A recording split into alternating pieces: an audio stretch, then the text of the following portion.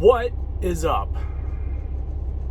Man, this past month has been, I guess I'll just put it, not so great. Ever since I put out that video of me leaving Millis, things have gone a little not as planned. We'll put it that way. So I'm trying to get the glare off my glasses for you. So I went to Crete orientation on November 6th. So it's just shy of a month since then. And I figured now's a pretty good time to tell y'all what's been going on. I know I've only put out one video in the past month. Just really didn't want to let this out of the bag yet until now. So what happened was I went to Crete orientation in Lenoir City, Tennessee. It's a 3-day orientation. The first day is paperwork, stuff on the iPad, like questionnaires, a couple little tests. Do your physical, take your hair follicle drug test, and they took my a urine test as well. So I do all that. Later in the day, I get called back into the doctor's office again,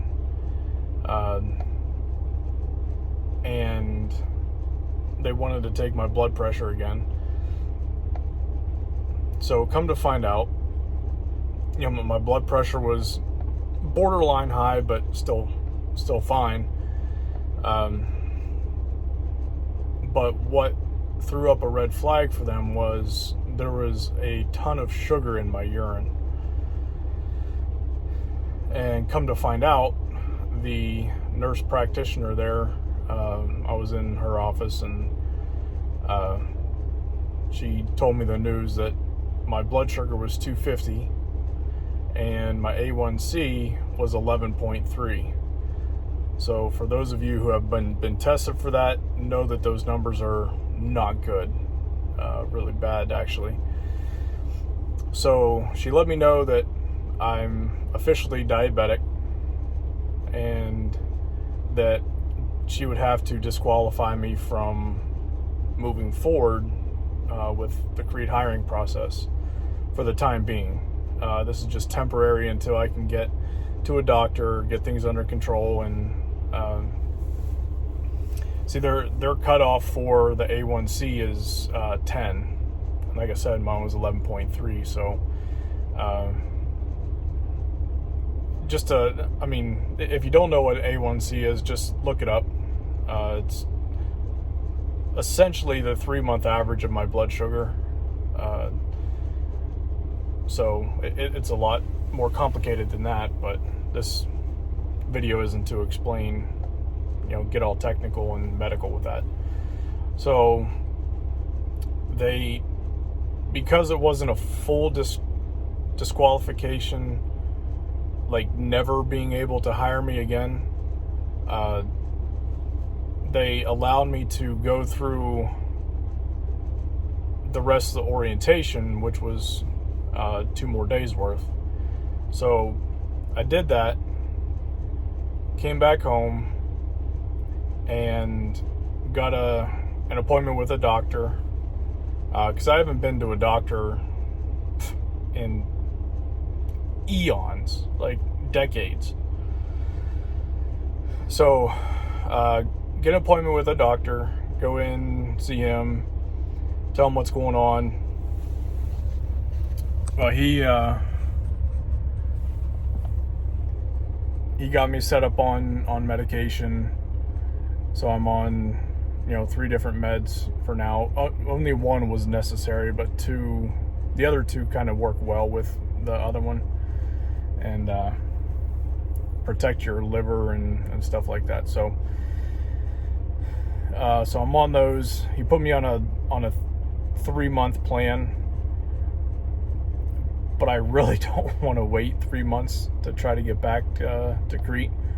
So the deal was, if I could get this taken care of and get my A1C to 10 or below in the next 30 days from November 6th, I could go back to Crete, and all I would have to do is another physical for them to prove that my numbers are good, and a road test. That's it. Everything else that I did, the paperwork, the test, class, everything was good for 30 days. Well, obviously 30 days from that is December 5th or 6th, depending on, if they count the 31st day or not of November. 31, I don't remember. But anyway, I'm not going to make that deadline. So in the meantime, obviously I have to keep making money to pay the bills. Well, when I left Millis, they were nice enough to let me know that if something would happen, I could come back within 30 days, no questions asked. So I did that. I contacted them, did everything I needed to do, which was nothing really, just let them know a date that I needed to come back. So I did that, which was, I came back out Tuesday of last week, right? No, Tuesday the week before. So I've been out a week and a half. And when I contacted them, they said there were no over-the-road trucks available in either the Albany or Cartersville terminal, that I would have to drive up to Trenton, Ohio if I wanted to get one. But there were regional trucks available at both Albany and Cartersville. So I told them that's fine, I'll give regional a shot, because in the back of my mind, I highly dislike snow, and I really don't want to deal with the snow and the ice and all that stuff. So I figured I'd give regional a shot. You stay out of that crap, and as long as I'm getting enough miles and making enough money to pay the bills, at least I could get my blood sugar under control, get the diet good, to where it keeps the blood sugar good, at the same time staying out of the snow and stuff. So week and a half in, it's going all right. I do like staying out of the snow, obviously, but I hate this truck. I really, really do. And I'll give you a quick look around here. I'm laying in the bunk right now, so hopefully you can see here. That's the bunk right there. And then there's the seats. Everything from the seats forward is the exact same as an over-the-road truck. But you can see my bag there, bunch of fruit and food, some more storage and stuff. But this is it. I mean, chair or seats, bed. That's it. It is so tiny and tight. I hate it. Especially, if I would have started in this truck and got used to this and knew nothing else, it might have been all right. But getting used to that OTR truck and the cabinets in between the seats and the bunks, and then coming to this, I feel like I'm in a tin can every night. It's really sucks. And there's no upper bunk here for storage. It's nothing. It's a bunch of wasted space. So I really don't like it. But like I said, I keep in the back of my mind, this is temporary. It's not what I'm going to do for the long term. I still want to go to Crete. So now back up to last week, because right now this is Monday after Thanksgiving. So back up to last week.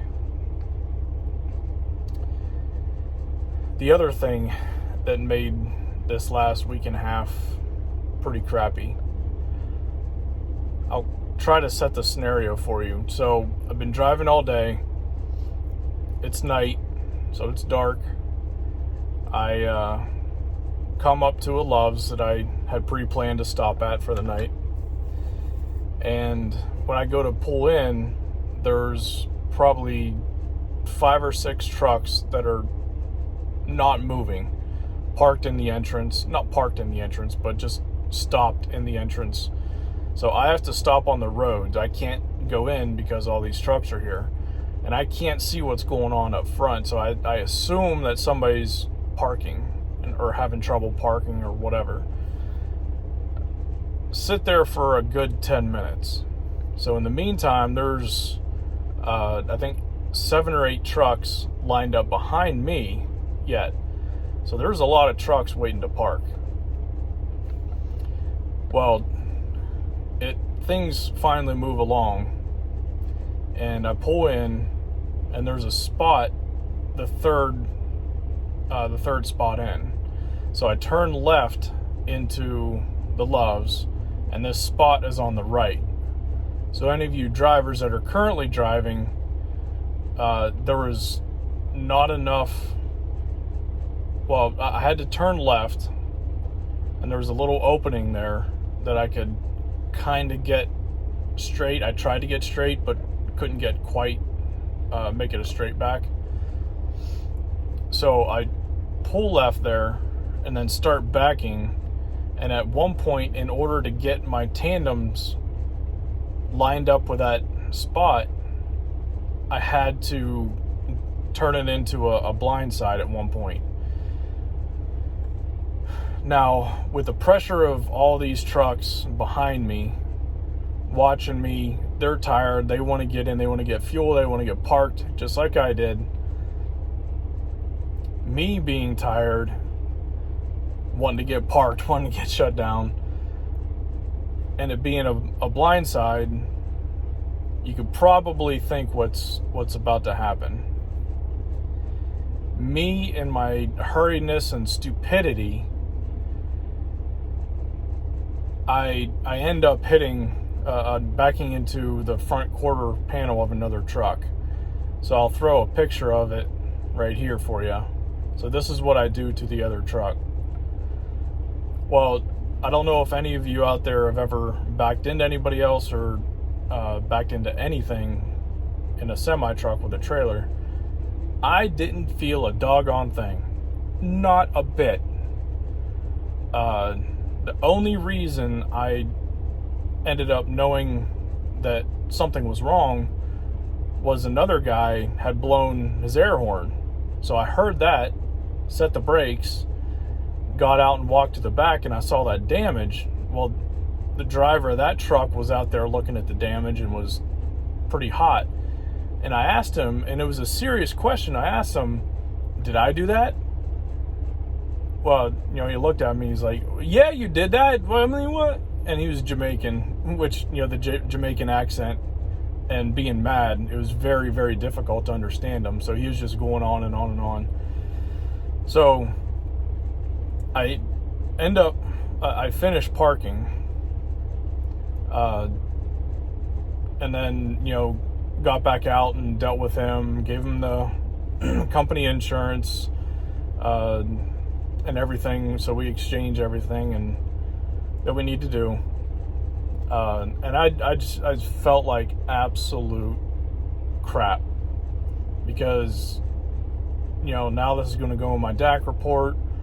Is this going to screw up my future with Crete? Are they going to hire me now? What's going on, And I feel bad for this guy because he's an owner operator, and now he has to deal with this. And anyway, I was beside myself for a few hours. So I contacted Millis, told them what happened, and they told me what to do. This other guy, the other driver, he called the cops. So a state trooper comes out eventually. I do what I need to do with him, took a statement, and all that stuff. So it's handled. I haven't heard anything from Millis other than Dan Millis, the president of Dan Millis, the safety director, sent me a message, giving me a written warning, saying that's a violation of the speed reward program. So I was scheduled to get my speed turned up from 62 to 66 mile per hour on December 11th. And this happened just last week. So I was like 2 weeks away from getting my speed turned up, and this crap happens. So needless to say, I'm staying at 66 miles per hour, continuing not to get my safety bonus. So once I am able to go back to the doctor and verify that my numbers are good, I'm going to contact Crete again. At that point, I'll have to reapply and basically go through it like I haven't been there before, because it's going to be well past that 30 days. So just hopefully they'll take me. I don't know. I mean, again, what Millis isn't a bad company. It's just, Crete is going to be a little bit better of a scenario for me overall. So, but that's what's been going on, guys. Nothing else to report at this point. But if you have any questions, I'll be more than happy to answer them. Leave them in the comment below, or my email's in the description. Feel free to reach out to me via email. I'll respond to you as soon as I can. But do appreciate you guys watching. If you don't take anything from this video, just take this from it. There will be times when you think you're good enough to get something done without getting out and looking. Now, in this scenario, either I was just so tired that I didn't feel like nothing was wrong, so I didn't get out and look. But if there is any sort of doubt in the back of your mind, set those brakes, get out and look. The aggravation, the DAC report, everything, it's not worth it, man. Just take it from me. I hope all my screw ups are helping a lot of people out there, and I hope whatever you learn from this video, I hope nothing like this happens to any of you out there that are watching this. But I do appreciate you watching. Stay safe out there, and we'll catch you next time. All right, guys.